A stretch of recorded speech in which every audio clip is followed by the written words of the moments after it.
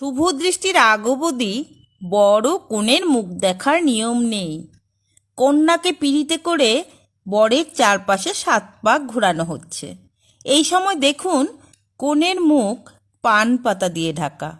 কিন্তু এই পান পাতা কেন? এটা লোকাচার। আমাদের ভারতীয় সংস্কৃতিতে প্রাকৃতিক উপাদানকে সম্মান জানানো হয়।